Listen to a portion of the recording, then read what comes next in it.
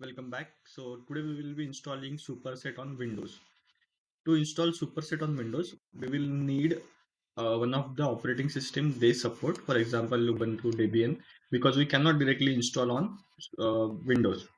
So for that, you can just go to store and search for Ubuntu, and then you just install it. It is around 400 MB.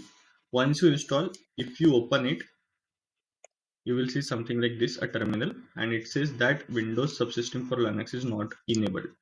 So press any key to continue.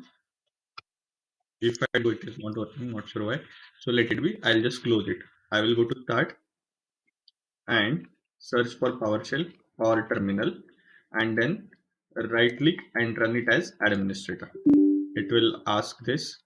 Once you do that, okay, so it says something is not working. Let it be. I'm just going to ignore it now, and I'm just pasting WSL install. So it stands for Windows Subsystem for Linux, and we're going to install it. Now it is going to install it. Let's wait for some time. I'll fix this issue. This is something else. It is not regarding this installation or anything. Okay, now it is installed and we have to reboot our system. So I will just reboot and come back.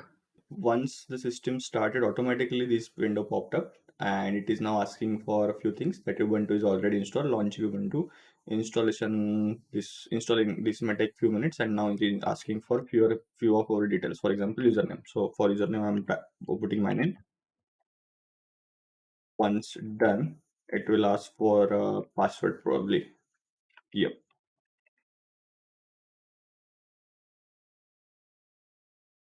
Installation successful. Now we are inside. Okay, once it is done, we can just directly go to our installation repository and just start with this. So I'll not put this thing into our video because we already have a video for this, so you can just continue with that video. I will put up link in description. If you have any issues, anything, you can contact me.